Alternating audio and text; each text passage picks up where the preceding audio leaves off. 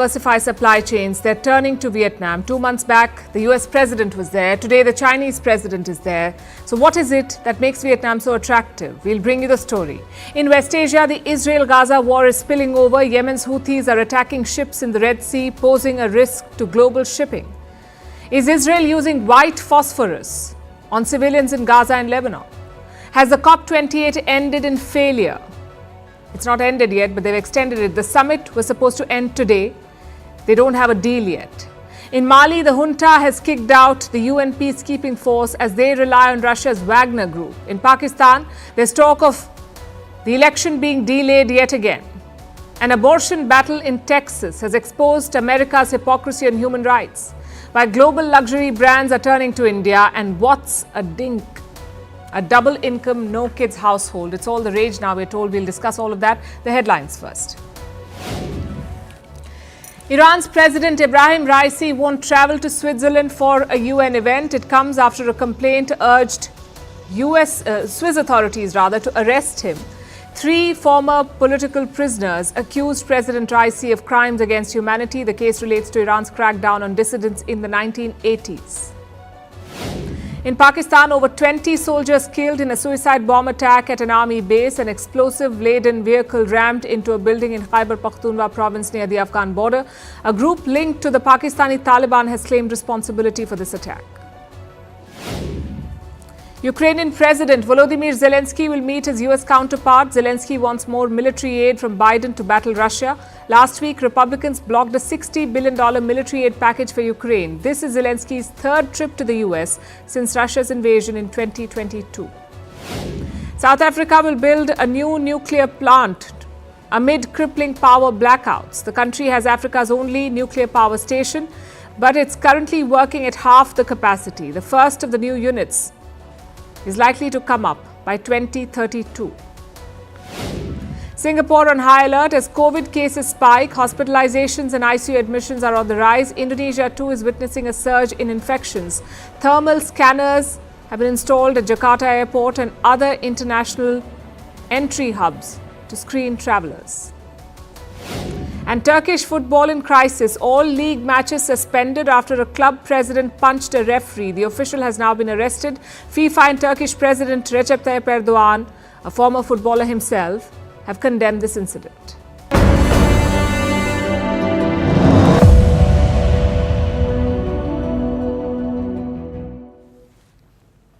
Our lead tonight is about Vietnam, a Southeast Asian country smaller in size than the Indian state of Rajasthan, with a population of 100 million and among the fastest growing economies in the region.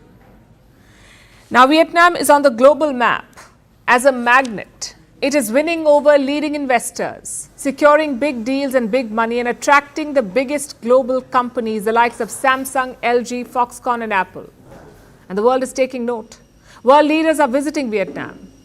Its capital city is called Hanoi. In September, US President Joe Biden visited, and now Chinese President Xi Jinping is there. He landed this morning for his first visit in 6 years.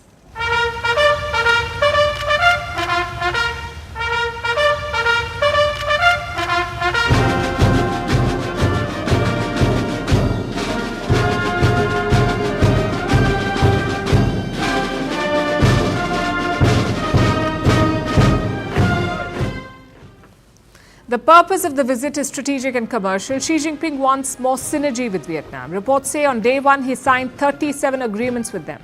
The biggest headline is a rail project, the Hanoi Light Rail Line 2, a cross-border rail project that could boost trade. Xi Jinping has also called Vietnam a diplomatic priority. He said they should seek, and I'm quoting, mutually beneficial solutions to disputes. He's talking about the South China Sea. It is disputed. Both China and Vietnam claim parts of it. And China has been aggressive. Its forces bully and provoke neighbors. But today, President Xi Jinping has promised stability. Basically, he's making an outreach. And that tells you a thing or two about the growing significance of Vietnam. The US fought and lost a long war here. Decades later, their president came to woo Vietnam. The Chinese have been trying to browbeat it. But now their president is talking about synergy. So the question is, what makes Vietnam so important? Both to political and business leaders. Why are they investing in it? What is Vietnam's USP or unique selling point that makes it so appealing? Tonight we'll discuss that. And let's look at this as an investor. Say you're running a multi-million-dollar business and you're looking to expand. You sit with your team in a boardroom, you discuss potential deals, you talk about the best investment destination, and how do you make these choices? Typically with a checklist. The ideal candidate should check most of the boxes, if not all. That's how most business leaders take decisions. And different businesses have different needs, but some needs are common, like a good location, accessible and well-connected, a steady supply of labor, preferably at competitive rates, political stability, a stable government with predictable policies and a secure working environment, and incentives, concessions, ease of doing business, like a single window system, fast clearances and permissions. All these points make up your checklist. Do you know how many of these boxes Vietnam ticks? Almost all of them. And that is why businesses are rushing to Vietnam. It is well connected and strategically located. Vietnam sits at the crossroads of international trade. Businesses operating from here can access 55 markets around the world, including 15 G20 countries. Plus, they have good infrastructure. One estimate says Vietnam has more than 300 ports and more than 20 airports. Thanks to its location, it has easy access to major economies and markets, countries like China, India, Japan, and South Korea. Ships from Vietnam can access the US too, from the South China Sea and then to the Pacific Ocean. And businesses like this connectivity. What about labor? Workers are widely available and at competitive rates. I have an estimate. In Vietnam, you'll pay almost $3 for 1 hour of work. Compare that to China. The cost is almost double. Chinese laborers charge around $6.5 an hour. So on this front, Vietnam beats China. Plus, it has political stability. I have an assessment from the US State Department. In 2020, they looked into Vietnam's investment climate. Let me quote from what they said. Vietnam's political and security environment is largely stable. Protests and civil unrest are rare, though there are occasional demonstrations against perceived or real social, environmental, labor, and political injustices. This is the American assessment. I have another one from the British government. This one was published in 2021, and I'm quoting again. Vietnam is one of the most politically stable countries in Southeast Asia. Remember, this is a single-party state. It's a communist country. But it's very different from China.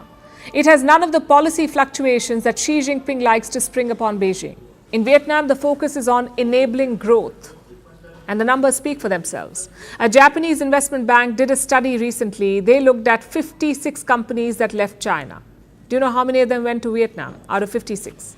26 went to Vietnam, the highest number. What about the rest? Where did the other companies go? 2 of them went to Indonesia, 3 came to India, 8 went to Thailand, and 11 to Taiwan. And now even Chinese suppliers are moving to Vietnam. In the first 50 days of this year, 2023, Chinese suppliers launched 45 projects in Vietnam. These are companies that make a range of goods, from solar panels to electronics, robotics, and home appliances. Plus, foreign investment has shot up here. In 2023, they have received FDI commitments worth over $25 billion, almost 15% more than last year. And the month of October saw a big bump with commitments worth $5.3 billion. Their monthly average is $2.2 billion, so this is more than twice. This country is on the highway to economic growth. Last year, Vietnam saw a growth rate of 8%, the highest in Asia. And now, as the world de-risks or decouples from China, it is turning to Vietnam. This could be the making of a new Asian tiger.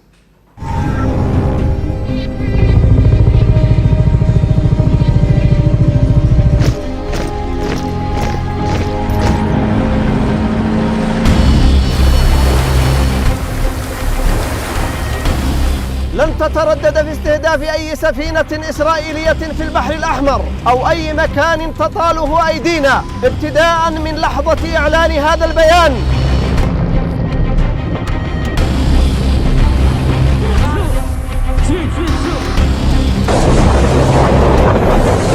الله أكبر.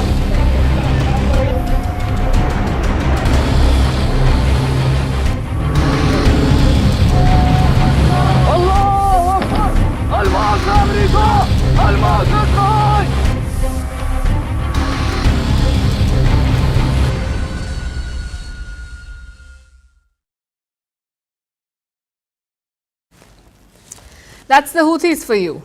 They said they would attack every ship heading to Israel. But now they're doing that and more. Just ask the Japanese or the French or the Americans or the Norwegians. All of their ships have been targeted by the Houthi rebels of Yemen. And we've discussed them before. They're a Shia armed group in Yemen, the Houthis. They're funded and supported by Iran. And since October this year, they've been attacking ships. The latest was on Monday. And the target? A cargo ship named Strinda. It's owned by a Norwegian company. It was going from Malaysia to Italy when it was attacked.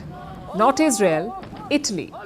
The ship was hit by a Houthi cruise missile. A fire broke out on the vessel, but reports say no casualties. Now here's the issue. This ship was owned by a company in Norway. It was manned by an Indian crew. It was heading to Italy. There is no Israel link so far. Then why did the Houthis target it? Their spokesman believes the ship was heading to Israel. He also said the crew was warned. Listen to this. Yemeni forces did not resort to targeting the Norwegian ship loaded with oil until its crew rejected all warning calls. The Yemeni armed forces will not hesitate to target any ship that violates what was stated in the previous statements. The Yemeni armed forces confirmed that they continue to prevent all ships of all nationalities heading to Israeli ports from navigating in the Arab and Red Seas until they bring in the food and medicine that our steadfast brothers in the Gaza Strip need.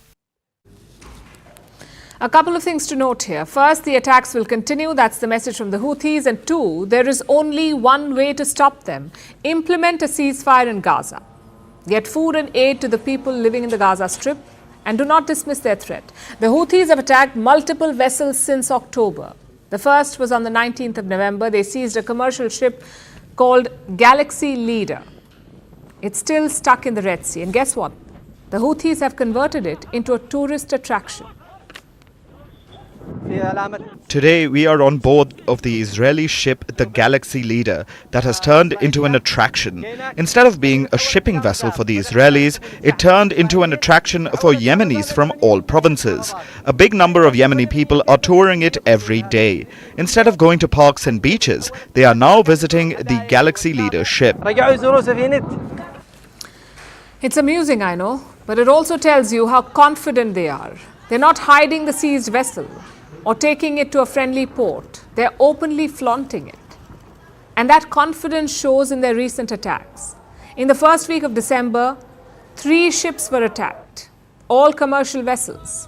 One missile was even fired at a US warship. Imagine that, a frontal attack on an American ship. Luckily, it was intercepted. But what are governments doing about all of this? Are they hitting back? Well, some of them are. The United States has multiple warships in the region. One of them seems pretty busy, the USS Carney, the same warship that was targeted by the Houthis. The American Navy has released some pictures from the Carney. It shows the crew intercepting Houthi missiles. Take a look.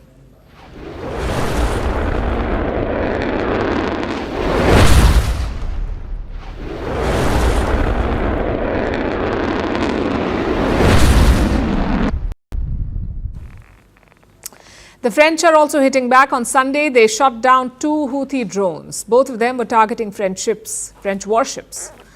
So the risk is huge. The Houthis are not just hitting ships heading to Israel, they're picking random targets, sometimes even military ones. And this risk has put the shipping industry on edge. Let me explain why. The Houthis are based in Yemen. They control most of the country, including the capital, and that gives them access to these routes. Look at this, the Red Sea and the Gulf of Aden. Both routes lead to the Suez Canal, meaning it's the busiest route between Asia and Europe. Just how busy? Around 12% of global trade passes via the Red Sea, also 10% of seaborne oil. So it's very important.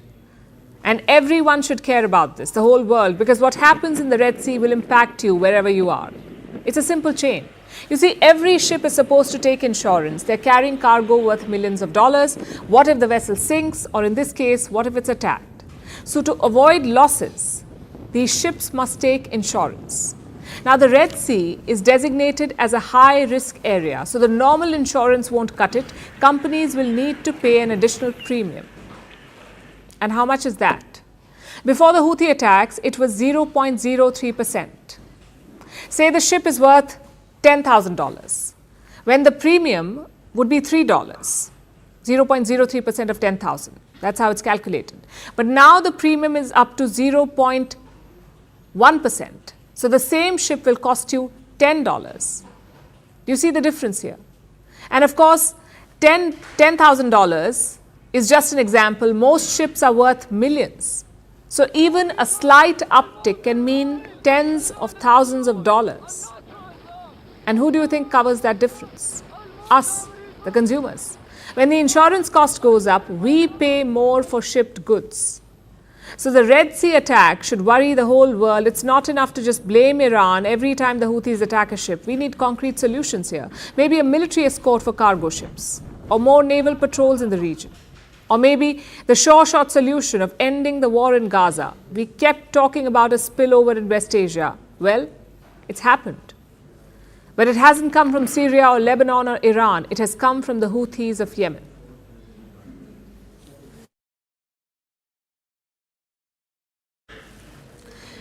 And it's not just the Houthis. Israel is also using questionable tactics, or rather weapons. New reports are out. They say Israel has dropped white phosphorus on civilians, not just in Gaza, but also at the northern border with Lebanon.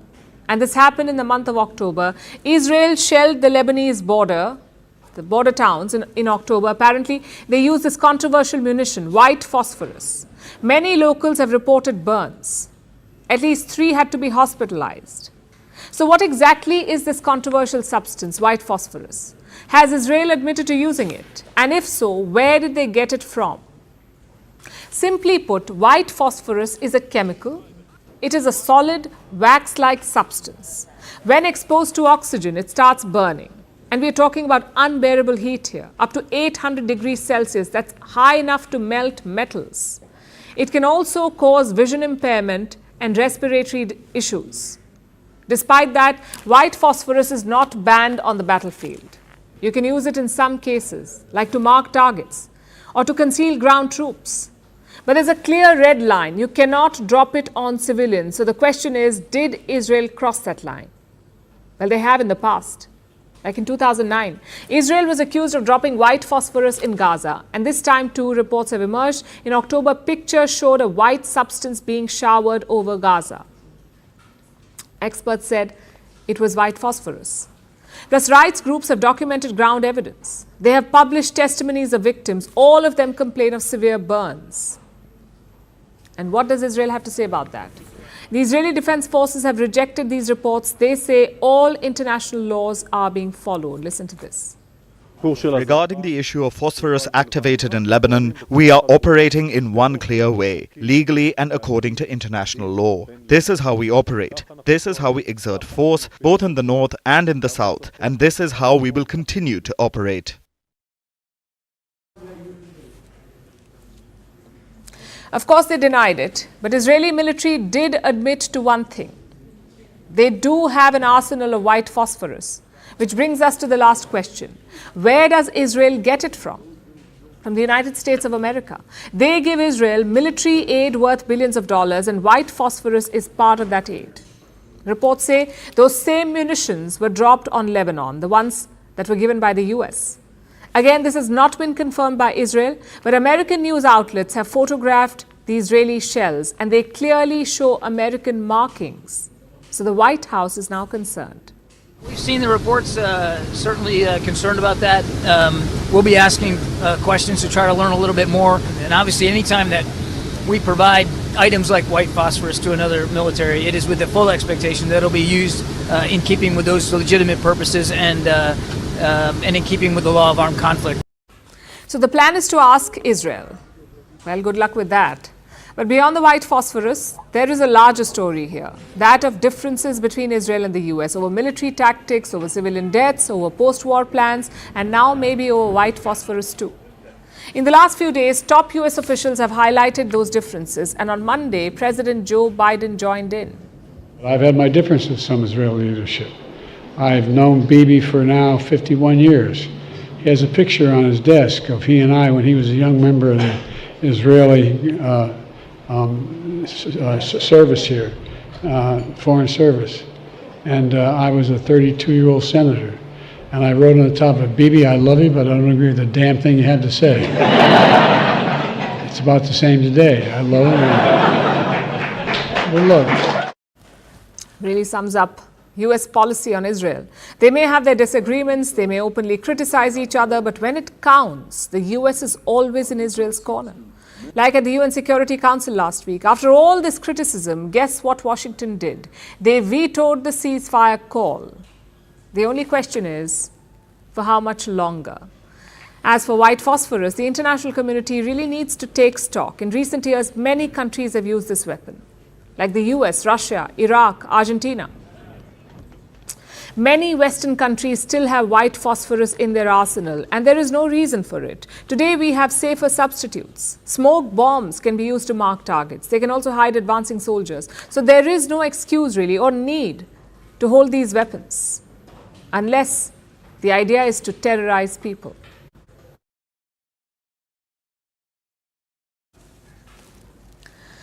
Now let's talk about a different crime against humanity. Not as dramatic, but one that hurts billions of people.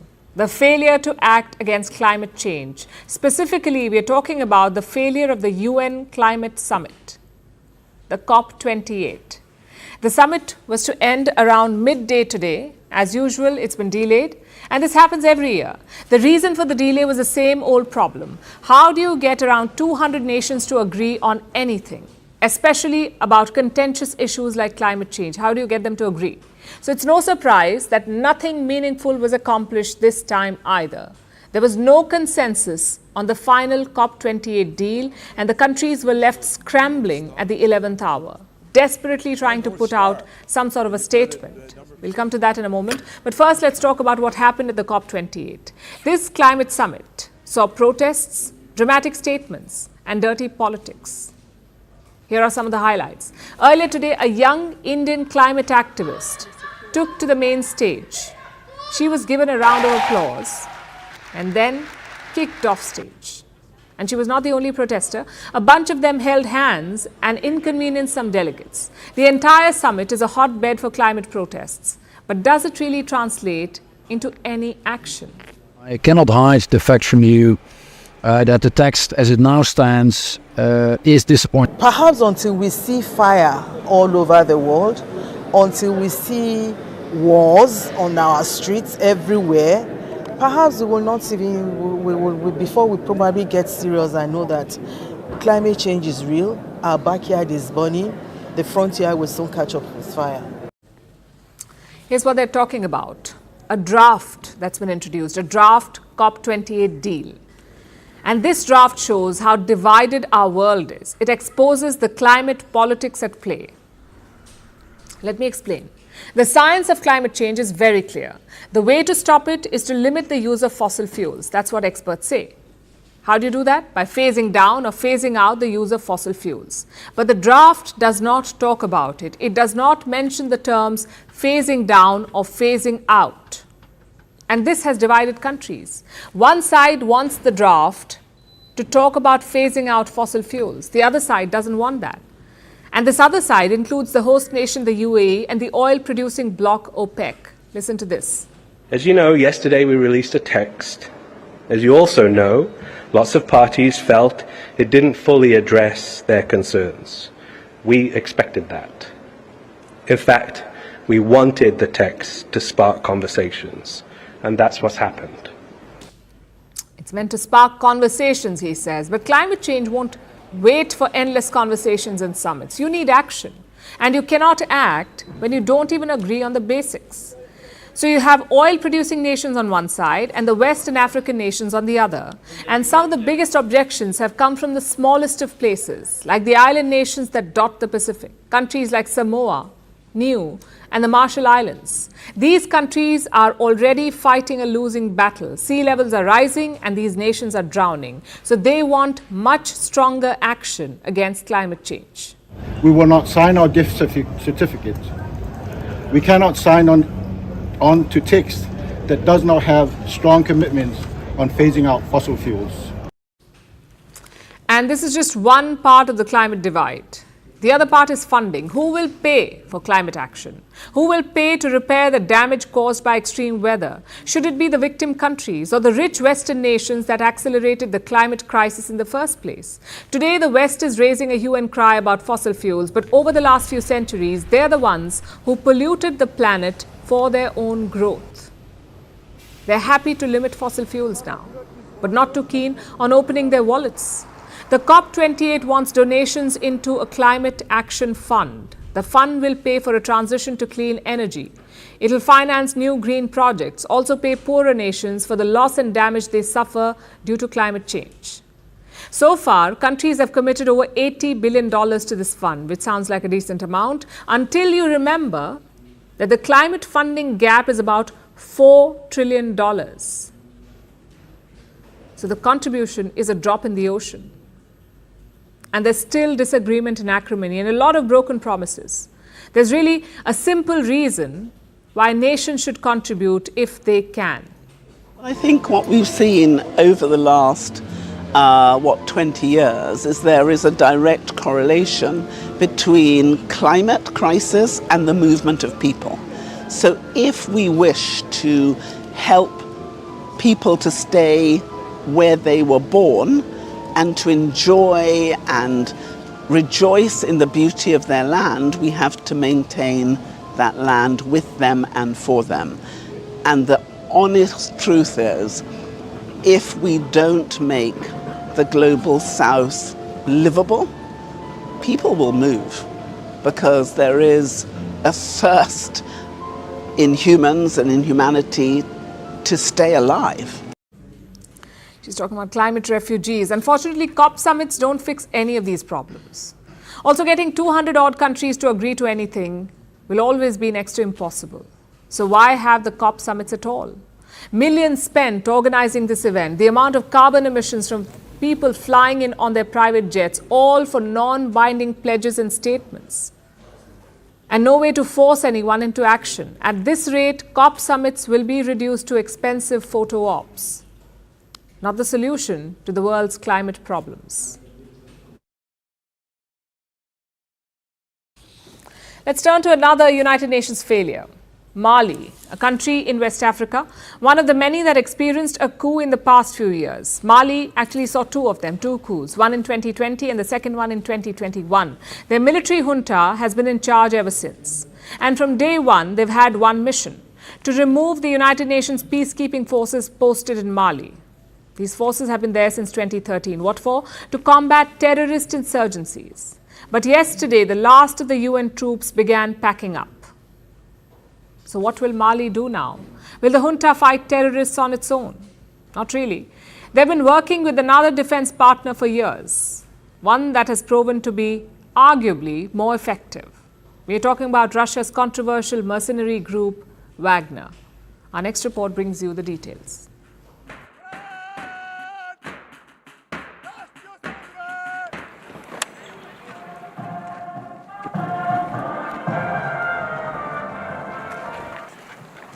That was the ceremonial lowering of the United Nations flag. It took place in Mali yesterday, in the capital, Bamako.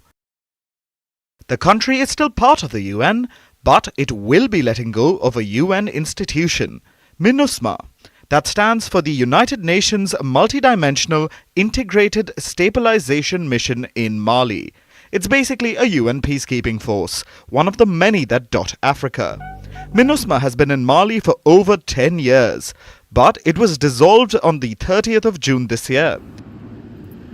Its troops will leave Mali completely at the end of this month.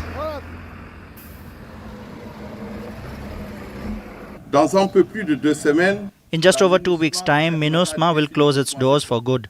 A process that began shortly after the adoption of Resolution 2690, which followed the Malian authorities' request for the mission to be withdrawn. That was the head of the MINUSMA mission. At one time, MINUSMA was the third largest UN peacekeeping force in the world.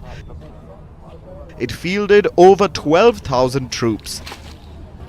Now, about 2/3 of them have left for their home countries. 10 out of 13 bases have been handed over to Mali. The remaining troops will leave by December 31st. The remaining bases will be returned by the turn of the year. Nous partons avec la conviction. We leave with the conviction that we have done everything in our power to carry out the mandate given to the mission, proud of what we have been able to achieve, but also clear-sighted about the limits of our action. Mais aussi lucide quant aux limites de notre action. MINUSMA was formed in April 2013. Their mission was to protect Mali from rebel and terrorist insurgencies. Northern Mali had plunged into chaos. Ethnic Tuareg rebels had captured great swathes, including cities like Gao, Timbuktu and Kidal. This instability allowed extremist groups to enter the region, beginning the terrorist insurgencies in West Africa.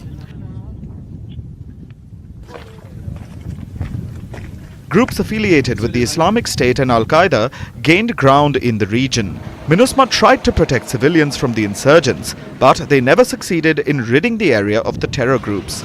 That's why Mali wanted MINUSMA out. The ruling military junta had had enough. In 2020 and then again in 2021, Mali saw military coups. The generals took charge, saying they needed to be in power to effectively fight the insurgents. They criticized MINUSMA and Western troops led by France. The junta called them ineffective. This June, they dissolved MINUSMA. Mali's rulers also made gains against the rebels, without MINUSMA's help. But the junta hasn't been working alone. They've had help from the infamous Wagner mercenary group. The Wagner group is based in Russia.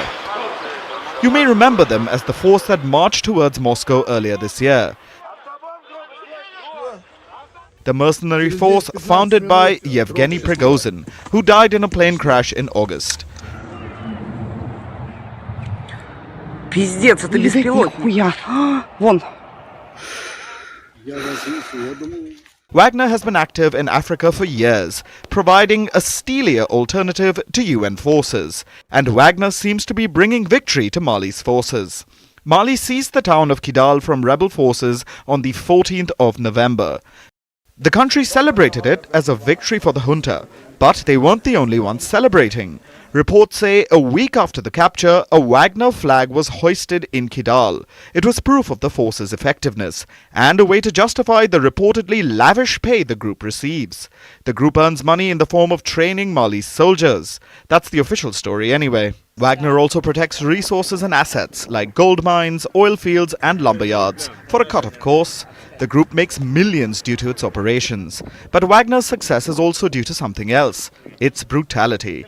Unlike the UN peacekeepers, Wagner troops have no problem using overwhelming force. What Wagner and the Mali government are doing is primarily intended to terrorize the population. The presence of the Malian army and the Wagner in the Kidal region is creating panic among the civilian population of Kidal.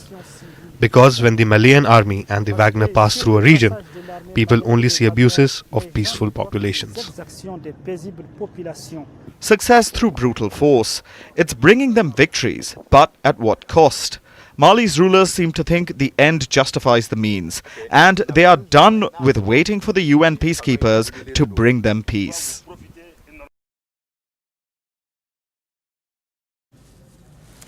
Could Pakistan's elections be delayed? I know what you're thinking, not this again. But remember, this is Pakistan. Timely and fair elections are not really their speciality or their top priority.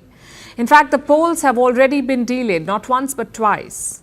Voting was supposed to happen in the month of November, last month, but it was pushed back to the last week of January. Then came the second delay. Voting was again pushed back by the Election Commission of Pakistan, this time to the 8th of February. So what's the hold up this time? Well, nothing is official. The Election Commission says everything is on track, but the truth is the country does not look ready. No campaign rallies, no candidate lists, no election advertisements. Hence the speculation. Local media is talking about a possible delay. Even politicians are. Like former President Asif Ali Zardari, he says delaying the elections by 8 to 10 days is no big deal. Maybe not in fake democracies, but in real ones, elections are sacred.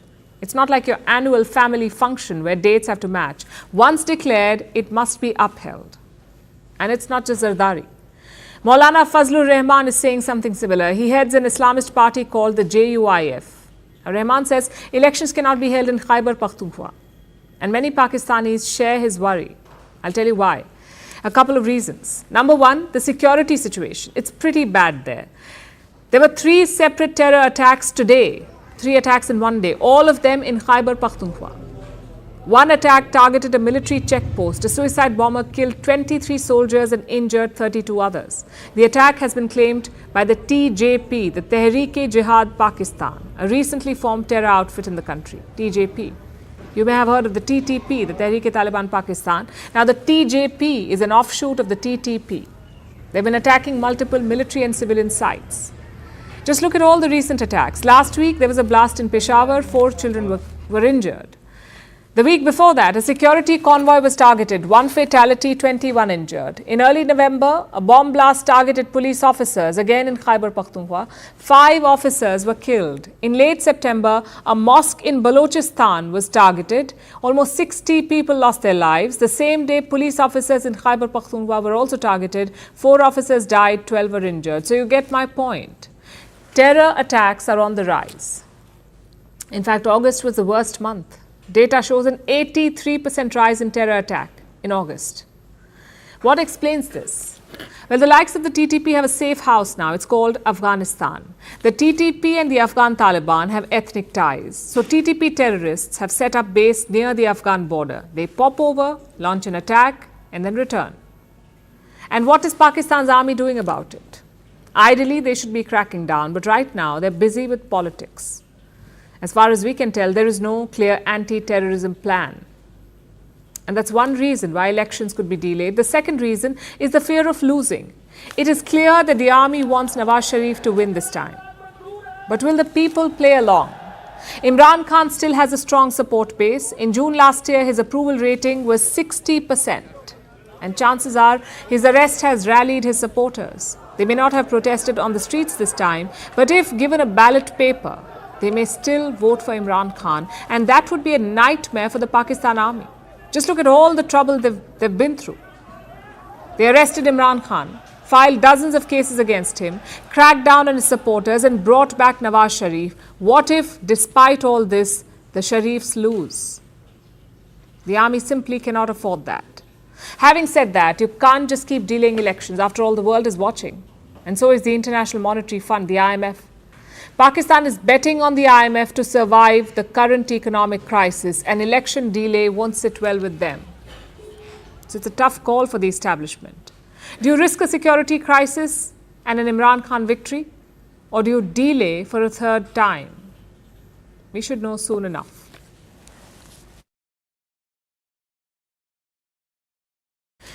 For now, let's shift our focus to the United States of America, a country where guns are more accessible than abortions.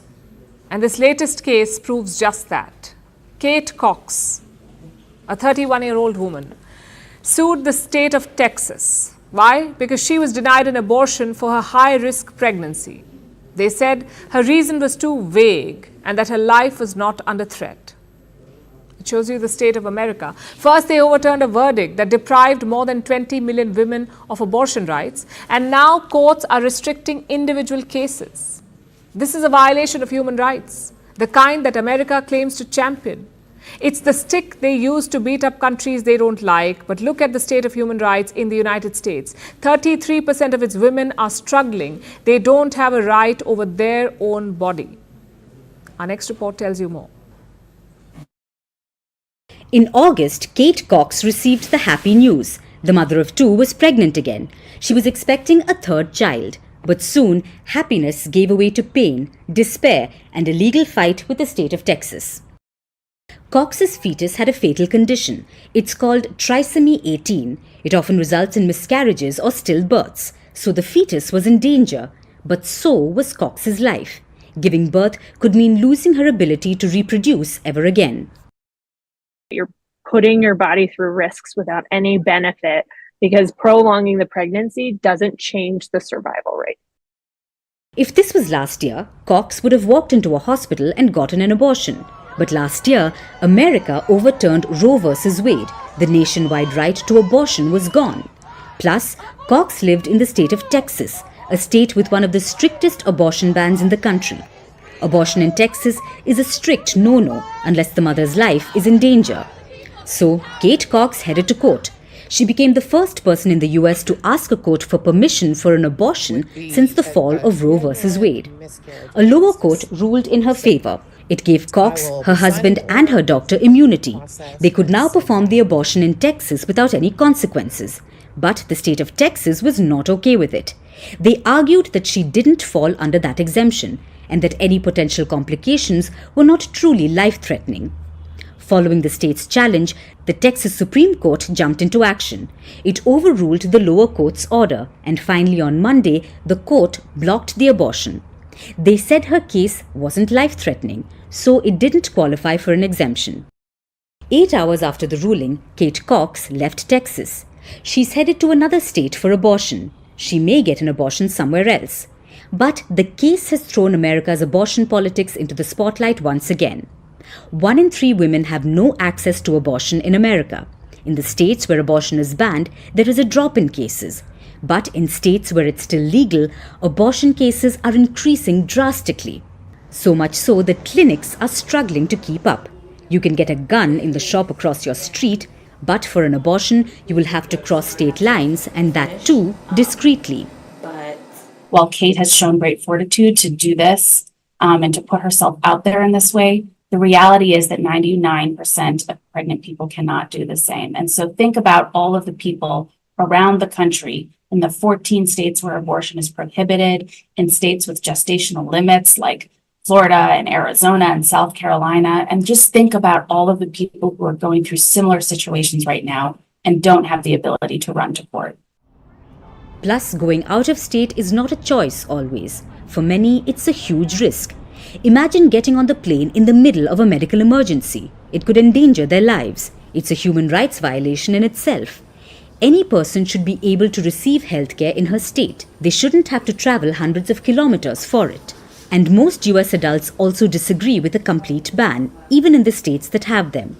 73% believe it should be allowed for the first 6 weeks. Nearly 50% believe it should be permitted till 15 weeks. But states are clearly not listening to them. If this was happening anywhere else in the world, Washington would be the first to issue warnings, give sermons, publish reports on sliding human rights, or even impose sanctions. The hypocrisy is astounding, and caught in this web of politics are American women with no control over their own bodies.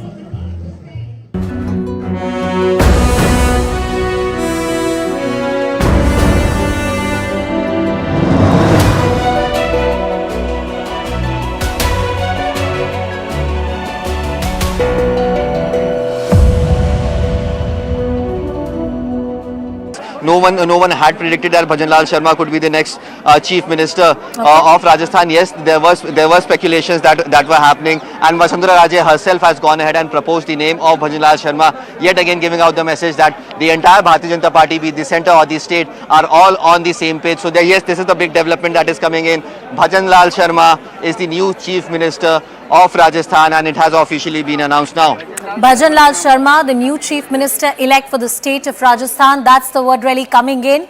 That's the announcement breaking here first on CNN News 18 as we get to you all the details. A leader from the so-called upper caste, that's the community which is going to be occupying in a certain sense that's the community from which he's been chosen from.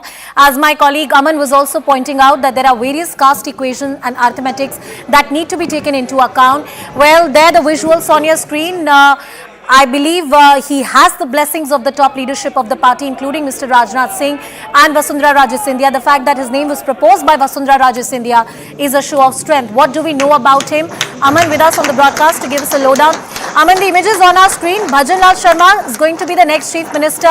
Give us a sense, give us a brief history and background of the soon-to-be, sworn-in chief minister of Rajasthan. Well, he is the first-time MLA now from Sanganer Assembly seat. This is a seat in Jaipur, one of the seats in Jaipur from where Bhajanlal Sharma contested. This time, what I'm learning more is that he's also been a long-time person of the organization in the BJP in Rajasthan. He's been a Pradesh Mahasachiv for 4 times in the Bharatiya Janata Party. He is this time he's contested his election from Sanganer seat in Rajasthan, and I saw some leaders actually had gone to campaign for him, an upper caste leader. So BJP doing the perfect balancing, Anusha.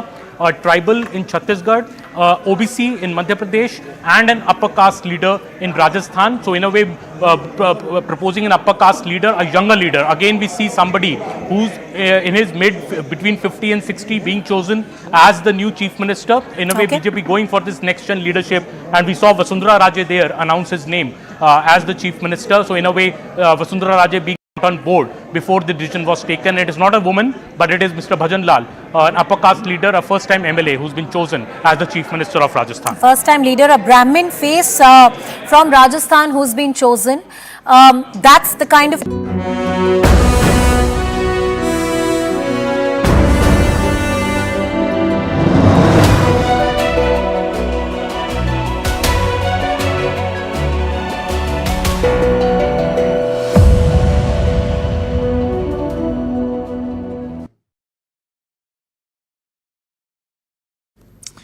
Gucci, Louis Vuitton, Estee Lauder, Cartier, Rado, Bulgari.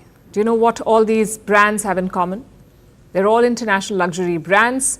They all have names that you may think twice before pronouncing. And they all have Indian brand ambassadors. That's right. Global luxury is making a beeline for India now. They're appointing Indian celebrities. They're holding fashion shows here.